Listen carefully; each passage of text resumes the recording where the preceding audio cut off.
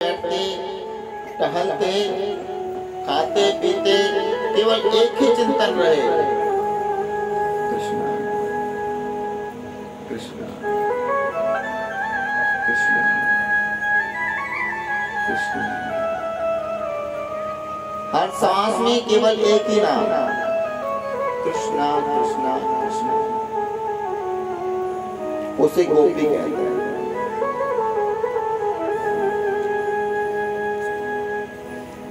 अच्छा, ये गोपियां हैं कौन, कहां से आई? भगवान श्री राम जब 14 वर्ष के लिए वन में गए तो भगवान जब दंडक वन से गुजर रहे थे तो वहां पर जितने भी संत महात्मा ऋषि महात्मा भजन कर रहे थे, उनकी दृष्टि भगवान पर पड़ी। उनके हृदय में विचार आया, भाव प्रकट हुआ, काश हम इनकी सखियां होते, इनकी प्रेयसी होते तो कितना अच्छा होता। बोलो राधे राधे। और महाराज इतना ही नहीं, समुद्र मंथन के समय जब मंदराचल पर्वत नीचे की तरफ धंसने लगता है तो भगवान किसका अवतार लेते हैं? कच्छप अवतार। जब वासुकी नाग से दैत्य और दानव, देव और दानव दोनों मंदराचल पर्वत से मंथन करते हैं तो पर्वत नीचे की तरफ धंसने लगता है।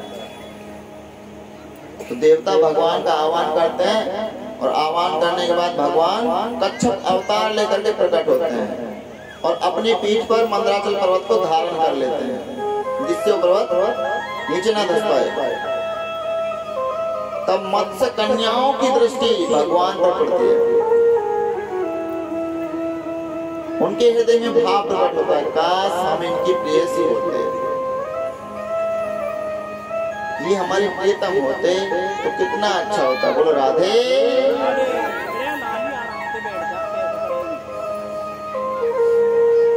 इतना ही नहीं, 4 वेद हैं, ऋग्वेद, यजुर्वेद, अथर्ववेद और सामवेद।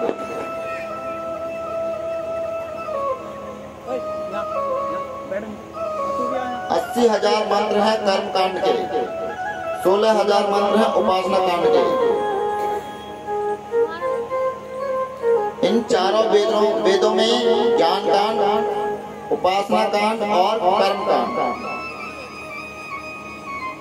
की जितनी भी ऋचाएं हैं वो सभी गोपी बनकर के आज ब्रज में प्रकट हुई और हम उनको कैसे निहारते हैं? एक तुच्छ नारी की दृष्टि से। बोलो राधे।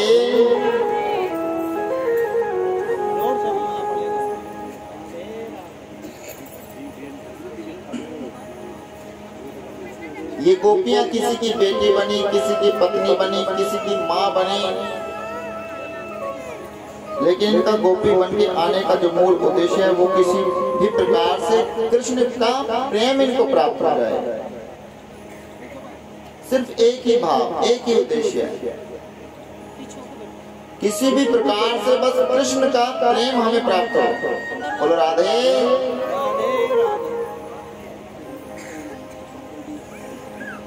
आज शरद पूर्णिमा की रात्रि में भगवान श्री कृष्ण ने यमुना के तट पर जाकर के वेणु से निनाद किया।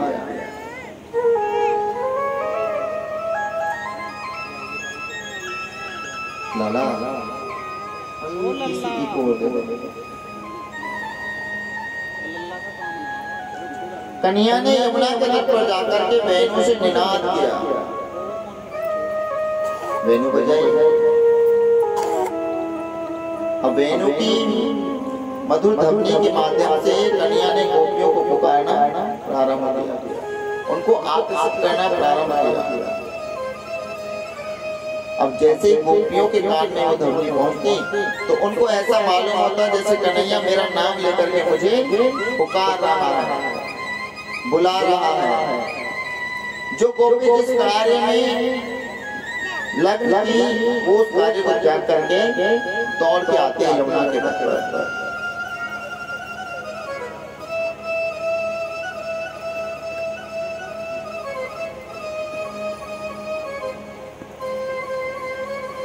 एक गोपी गाय दो रही थी और उसके कानों में ध्वनि पड़ती है कन्या की मुरली की।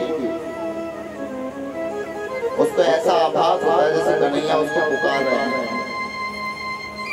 दूध को छोड़ करके, कैया मैया को छोड़ करके दौड़ के कन्हैया से मिलने के लिए यमुना के तट पर। बोलो राधे। और एक गोपी अपने बच्चे को दूध पिला रही है। जैसे उनके कान में ध्वनि प्रवेश करती है, दौड़ पड़ती है अपने बच्चे को छोड़ करके यमुना के तट पर कन्हैया से मिलने। याद कन्हैया मुझे पुकार।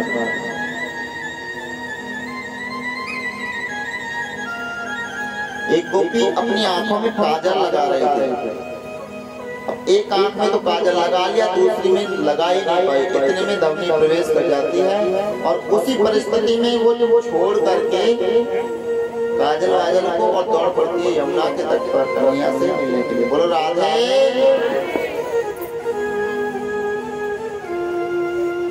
एक गोपी वस्त्र धारण कर रही थी, लहंगा पहना, साड़ी पहनने वाली थी, लेकिन इतने में ही ध्वनि प्रवेश कर जाती है।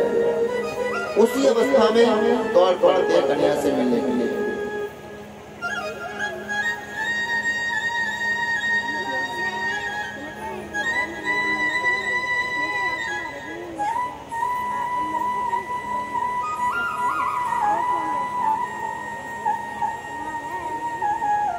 और महाराज एक गोपी के पति भोजन पा रहे थे और गोपी बड़े भाव के साथ अपने पति देव को भोजन पवा रही थी।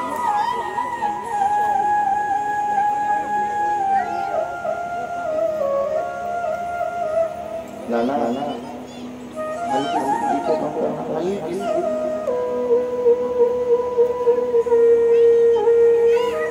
भोजन पा रहे थे, गोपी भोजन पवा रही थी और भोजन में नमक नहीं था। उन्होंने नमक मांगा तो नमक की जगह शक्कर ला करके डाल देते। क्यों? क्योंकि उनके कानों में कन्हैया की मुरली की ध्वनि पड़ जाती है कि लो और मैं चली अपने कन्हैया से मिलने यमुना के तट पर।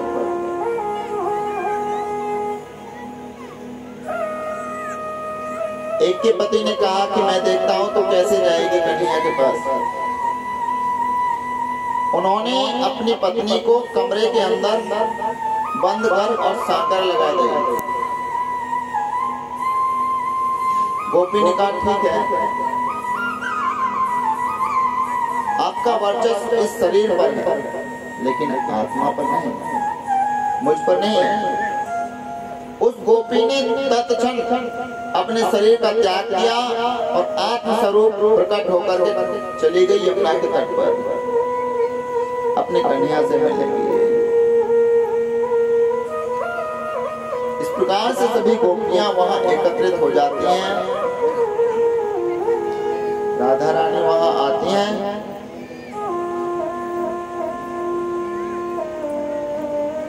और भगवान उनके साथ में क्रीड़ा कर रहे होते हैं।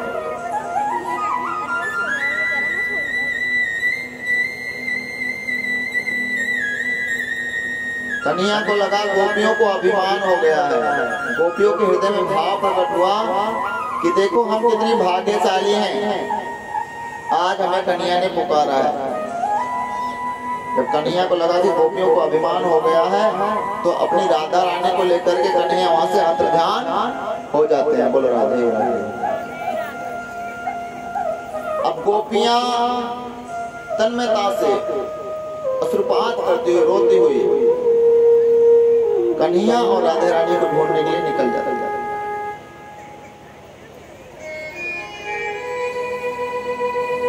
धरती माता, आपको तो मालूम होगा ना कि हमारा कन्हैया कहाँ है, क्योंकि आपके ऊपर से होकर ही तो वो गया है। बताओ ना मैया, कन्हैया कहाँ है? कोई जवाब नहीं। वृक्षों से लताओं से पुकारते हैं, ये वृक्ष, ये लता। आपको तो मालूम होगा ना कन्हैया कहाँ है? आपके पास से गुजर के ही तो गया होगा। हमें हमारे कन्हैया से मिला दो ना। कुछ समय बाद राधे रानी को भी अभिमान हो आया कि देखो कन्हैया ने सारी गोपियों को छोड़ दिया, लेकिन मुझे नहीं छोड़ा।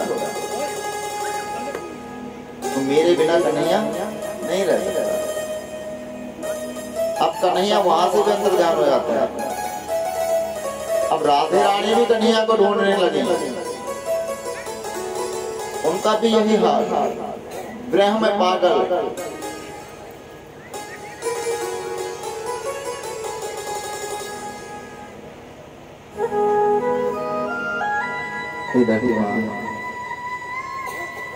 हाँ बताओ ना कन्हैया कहाँ मिलेगा? हे लताओ, हे वृक्षों, हे पक्षियों, आपने तो हमारे कन्हैया को देखा होगा ना, लेकिन कहीं से कोई सुध, कोई समाचार नहीं मिलता। गोपियां ढूंढती जाती हैं तो राधे रानी उनको मिल जाती है। अब राधे से कहते राधे, आप अकेली हो, कन्हैया कहाँ है? हमें हमारा कन्हैया चाहिए, आप मिलाओ ना हमसे। राधे रानी बोली, गोपियों कन्हैया तो मुझे भी छोड़ करके चला गया, पता नहीं कहाँ है, कहीं खोजने से भी प्राप्त नहीं हो रहा है। गोपियां और राधा रानी सभी मिलकर के वापस यमुना के तट पर आती हैं। यमुना से पुकारने लगी, क्यों? क्योंकि यमुना मैया क्या है? कन्हैया की प्रेयसी है, परम प्रेयसी। पुकारते हैं यमुना मैया से, प्रार्थना करते हैं और कन्हैया की याद में विरह में रोने लगते हैं। मुश्किल है सहन करना,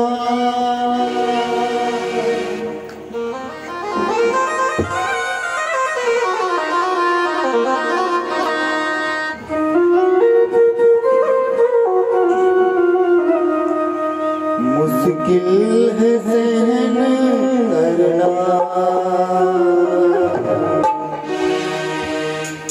ये दर्द जुदाई का, मुझे कुछ तो बता प्यारे,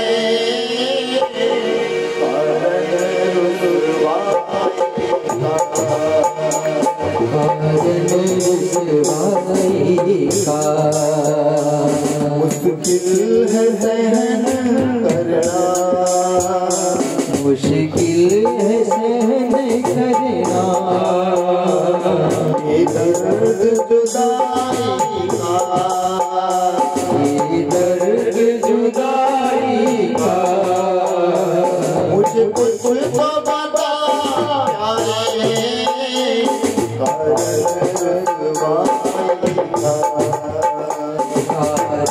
रुसवाई का।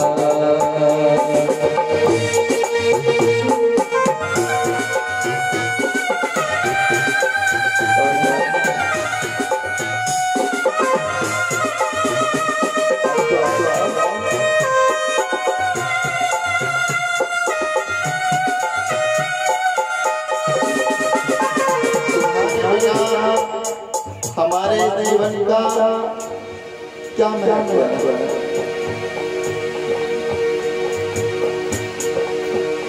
झूठे तेरे वादों में अतबार किया हमने, झूठे तेरे वादों में एतबार किया हमने,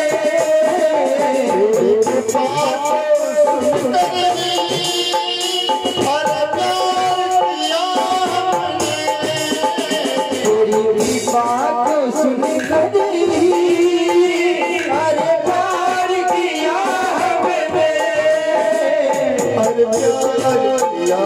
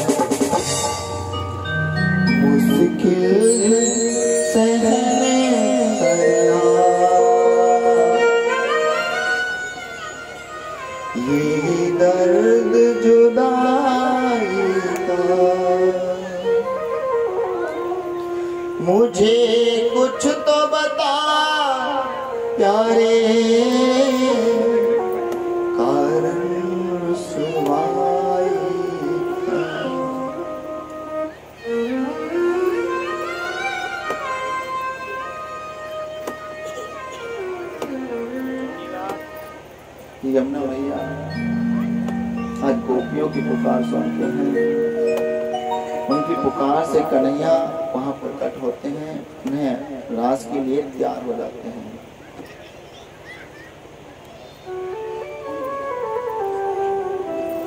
उधर कैलाश पर भगवान भोलेनाथ को समाचार प्राप्त होता है कि आज मेरा गोविंद महाराज कर रहे हैं, रास लीला कर रहे हैं। उसमें सम्मिलित होने के लिए भगवान भोलेनाथ कैलाश से चल करके शरद पूर्णिमा की रात्रि में यमुना के तट पर पहुंचते हैं।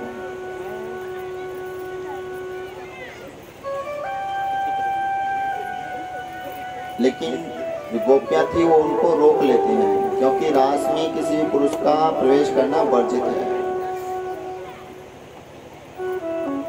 भगवान भोलेनाथ बोले कि मुझे तो रास में सम्मिलित होना है, चाहे कुछ भी हो जाए। उन्होंने कहा कि ठीक है, तो आप नारी का स्वरूप धारण करके आओ। भगवान भोलेनाथ कभी नारी तो बने नहीं। जब भी अवसर मिला कौन बना? भगवान विष्णु। कभी भगवान भोलेनाथ ने नारी का अवतार धारण नहीं किया, नारी का स्वरूप धारण नहीं किया। जब कभी जरूरत पड़ी तो भगवान विष्णु ने ही किया। लेकिन आज अपने गोविंद की लीला में सम्मिलित होने के लिए, वो भी रास लीला में, पंचमाध्यायी लीला, आज भगवान भोलेनाथ नारी का स्वरूप धारण करते हैं। और उनसे सजना सवरना तो आता ही नहीं, ऐसे ही साड़ी लपेटी डाल लिया घूंघट, जिससे कि मुझे कोई पहचाने ना। लेकिन कन्हैया तो सब जानते हैं। लाला थोड़ी कन्हैया तो सब जानते हैं ना, कौन रास में आया है कौन नहीं आया है। कन्हैया ने कहा कि अब महाराज होने से पहले मैं सबके मुखारबिंदु को निहारना चाहता हूँ, उनके दर्शन करना चाहता हूँ। गोपियों से उन्हें कोई लेना नहीं था, उन्हें तो भगवान भोलेनाथ के दर्शन करने थे कि मैं भी तो देखूं आज मेरे प्रभु मेरी लीला में गोपी का स्वरूप धारण करके आए हैं। आखिर कैसे दिखते हैं? जब भी अवसर मिला है मैंने ही नारी का स्वरूप धारण किया है। आज भगवान भोलेनाथ आए हैं। तो भगवान भोलेनाथ यमुना के किनारे से पीछे सबसे लास्ट में जाकर के लाइन में खड़े हो जाते हैं। क्यों? क्योंकि लाखों की संख्या में गोपियां हैं। विचार करने लगे, देखता हूं कब तक ये मुखों को देखेगा, अंत तक तो आएगा ही नहीं, बीच में ही हार मान जाएगा और फिर रास लीला होगी और मैं उसमें आनंद प्राप्त करूंगा। बोलो राधे। भगवान तो ठहरे ईश्वर। उन्होंने कहा कि गोपियों, मैं इधर से नहीं, अंतिम छोर से देखना प्रारंभ करूंगा, तो देखता देखता देखता देखता पुनः यमुना के किनारे आ जाऊंगा। पहुंच गए लास्ट। अब भगवान भोलेनाथ के घूंघट को पकड़े और कहें, गोपी तनिक अपना मुखारबिंद दिखाओ ना।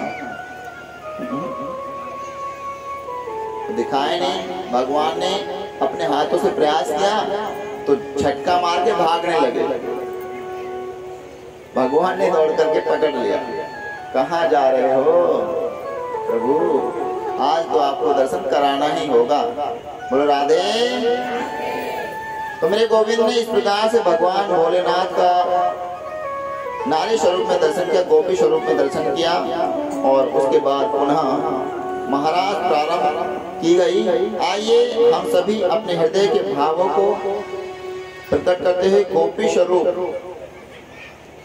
अपने आप को गोपी में मान करके इस महारास में प्रवेश करेंगे। सभी से करबद्ध प्रार्थना है कि कोई खड़ा ना हो, कोई खड़ा ना हो, क्योंकि खड़े होने से व्यवस्था डगमगाएगी। पहले महाराज का सुंदर से दीदार करेंगे, दर्शन करेंगे, उसके बाद आपको भी अवसर मिलेगा। बोलो राधे।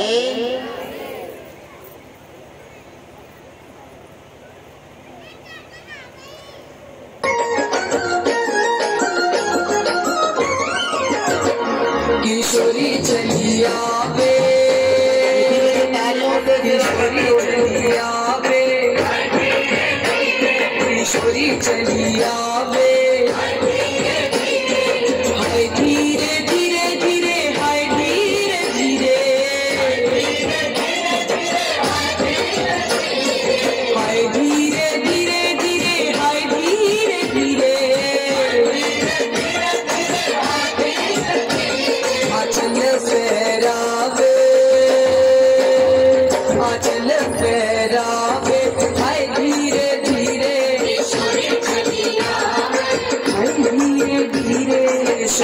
चलिया वे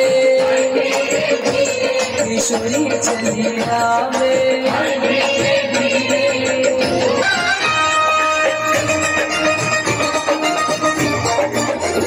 वृषभान की दुलारी बड़ी प्यारी लागे वृषभान की दुलारी बड़ी प्यारी लागे वृषभान की दुलारी बड़ी प्यारी लागे वृषभान की दुलारी बड़ी प्यारी लागे तेरी प्यारी लागे सुकुमारी लागे प्यारी लागे सुकुमारी लागे मेरी छोटी सी मेरी नन्ही सी मेरी छोटी सी किशोरी बड़ी प्यारी लागे वृषभान की दुलारी बड़ी प्यारी लागे वृषभान की दुलारी बड़ी प्यारी लागे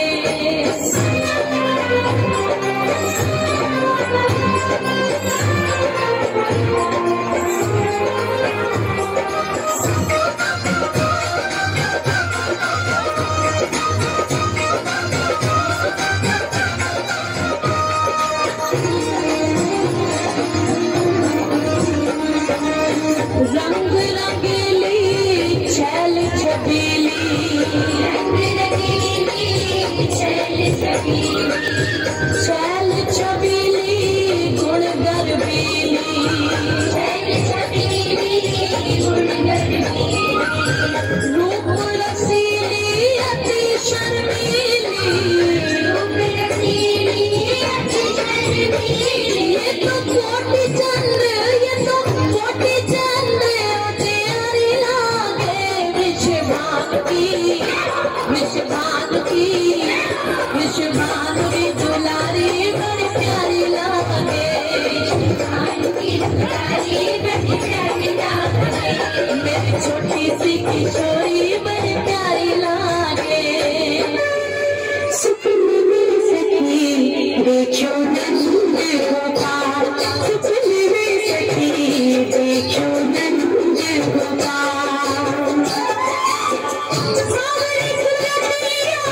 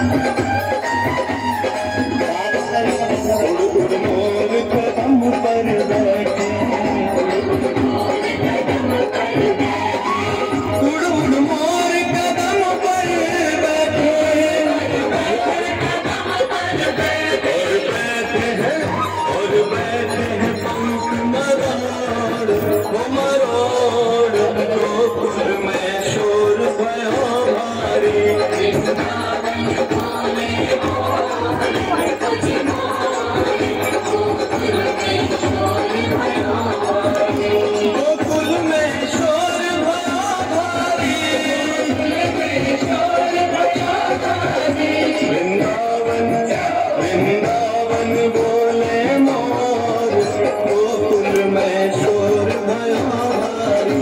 वृंदावन बोले मोर, गोकुल में शोर भयो भारी।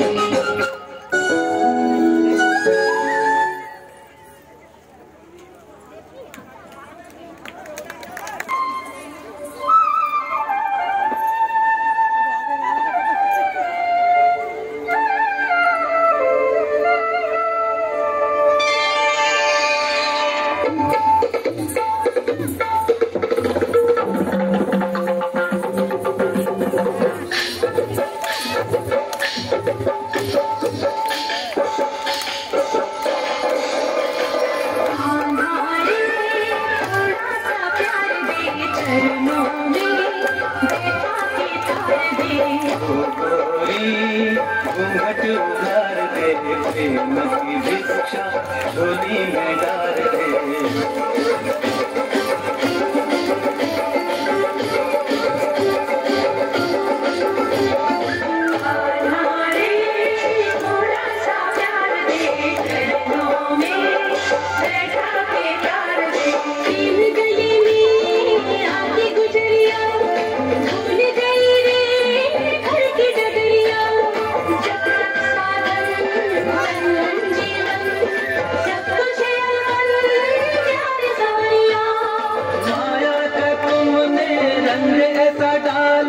बंधन में बंध गया बांधने वाला, कौन रमापति कैसा ईश्वर, मैं तो हूँ गोकुल का बाला।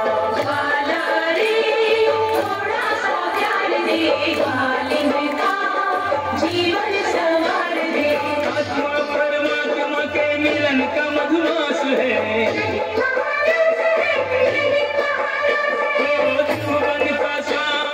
भक्तों का दास है, विष्णु कमल है, राधे सुवास है। वो इसके अवलोकन की युग युग को प्यास है।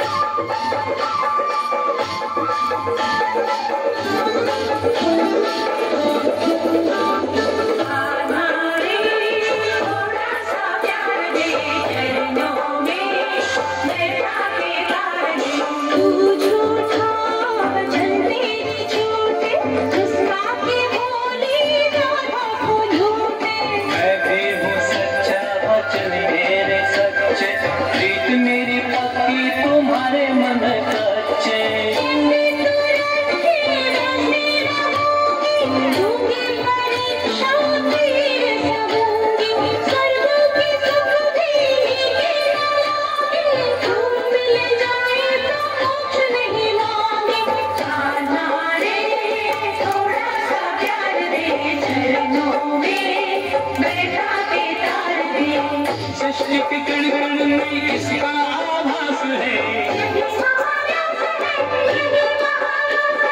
तारों में नर्तन, फूलों में उल्लास है। मुरली की प्रतिध्वनि दिशाओं के पास है। आध्यात्मिक चेतना का सब में विकास है।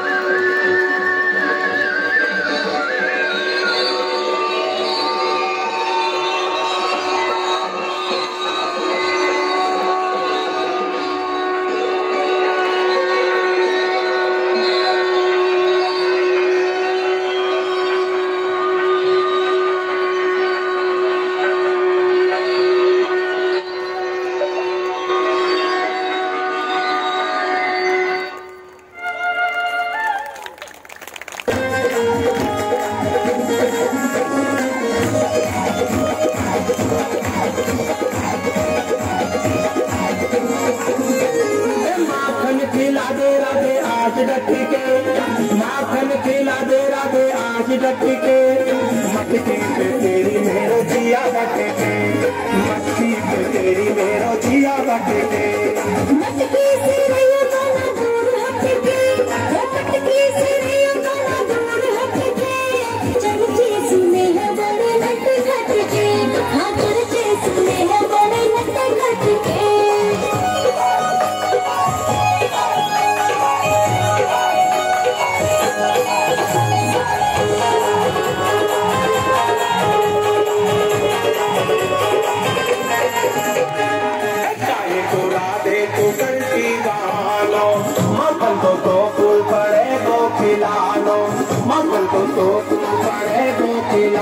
अरे भूल गई वादे यमुना तट के, अरे भूल गई वादे यमुना तट के, मटकी पे तेरी मेरो जिया बट के, मटकी पे तेरी मेरो जिया बट के। काहे कन्हैया करे जोरा जोरी, कंकरिया मारी मटकिया में खोरी, कंकरिया मारी मटकिया में खोरी। छोड़ दे कलाई मोरी काहे झटके, और छोड़ दे कलाई मोरी काहे झटके, चर्चे सुने हैं बड़े घट घट के, हाँ चर्चे सुने हैं बड़े घट घट के।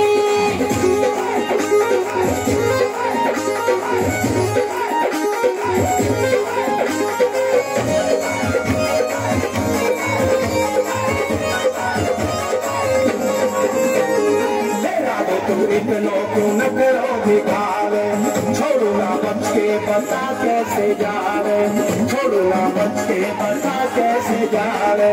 खड़ी खड़ी राधे तू काहे मत के, खड़ी खड़ी राधे तू काहे मत के, मटकी पे तेरी मेरो जिया बट के, मटकी पे तेरी मेरो जिया बट के। ठीक नहीं है गाना मुझको सताना, जाने दे काना मोहे बरसाने जाना, जाने दे काना मोहे बरसाने जाना। भीम साथ मरना देखा तू लट के, भीम साथ मरना देखा तू लट के, चर्चे सुने हैं बड़े घट घट के, हाँ चर्चे सुने हैं बड़े घट घट के। मटकी पे तेरी मेरो जिया बट के।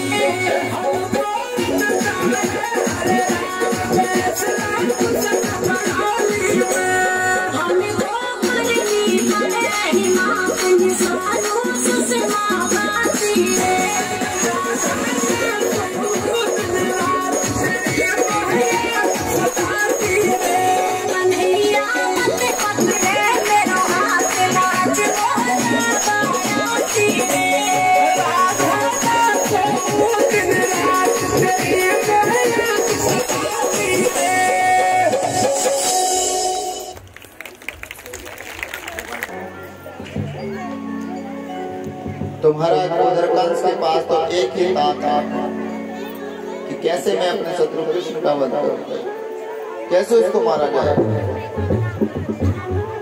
दिन रात ऊहा पोहा में लगा रहता है। भगवान को मारने के लिए राक्षस भेजे, शंखचूड़, मायासुर, अरिष्टासुर, लेकिन मेरे गोविंद ने क्रमशः सबका उद्धार कर दिया। बोलो राधे। देखिए आप सबका हमारा एक ही सार है, एक ही आधार है, वो क्या है? राधा। तो जब भी अवसर प्राप्त हो, राधे राधे बड़े अट्टहास के साथ में, गर्जना के साथ में किया करो। इधर देवऋषि नारद के मन में विचार आया कि मेरे गोविंद तो अपनी लीलाओं में ही लीन है, उनमें ही मस्त है, तो फिर दुष्ट कंस का संहार कब करेंगे? आज देवऋषि नारद मथुरा में महाराज कंस के महल में प्रवेश करते हैं, पहुंचते हैं, और महाराज कंस वहां चिंतातुर बैठे हुए होते हैं। महाराज कंस ने देवऋषि नारद का स्वागत किया। आओ देवऋषि, प्रणाम, स्वागत है, पधारिए। देवऋषि नारद बोले, क्या पधारे राजा?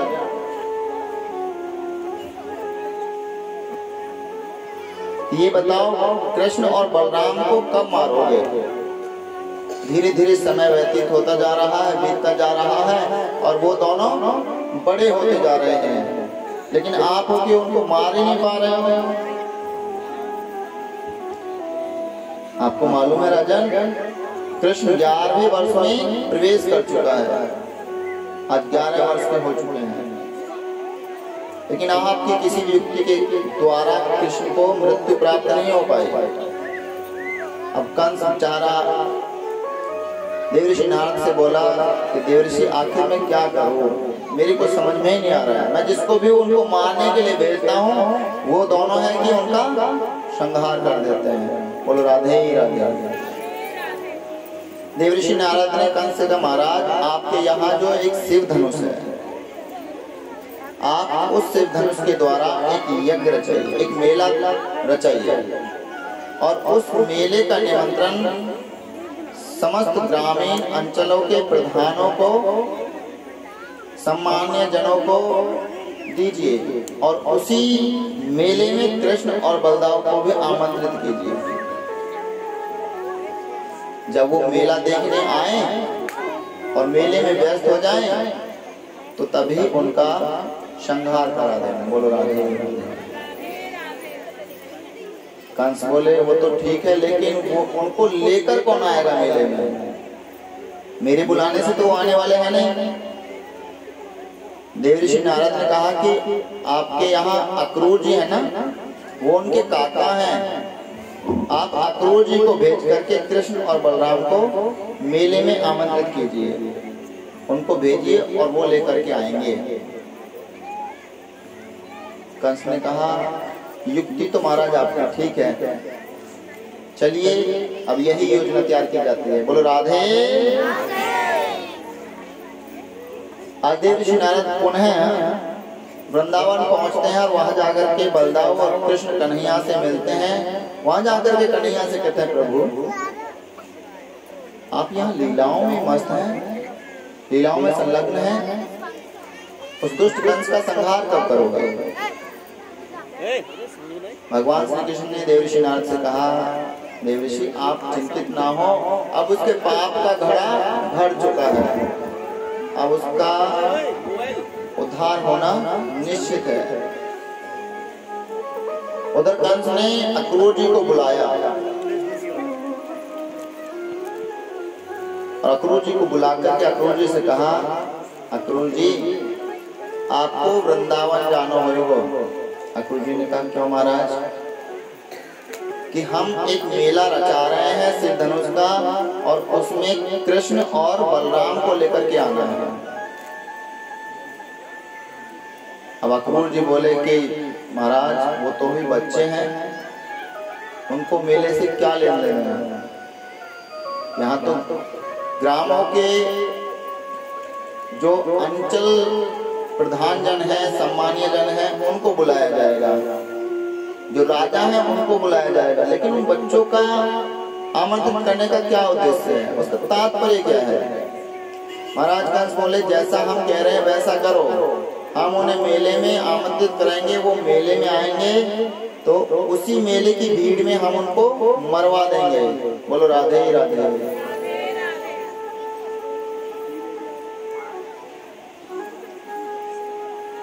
महाराज अक्रूर जी बोले ये कार्य उचित नहीं है। कंस ने कहा अक्रूर जी आप मेरी प्रवृत्ति से वाकिफ हैं, जानते हो ना मैं कौन हूँ और क्या करता हूँ।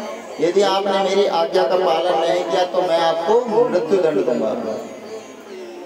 अब तो बेचारे अक्रूर जी फंस गए, अगर मैं नहीं जाऊंगा तो ये दुष्ट कंस मुझे मार डालेगा।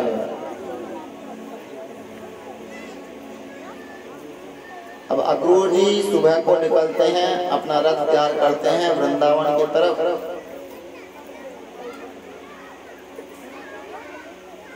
जब वहां पहुंचते हैं शाम को तो गोधूली बेला हो जाती है। जैसे वृंदावन की सीमा लगती है, कृष्ण और बलदाऊ गऊ और बछड़ा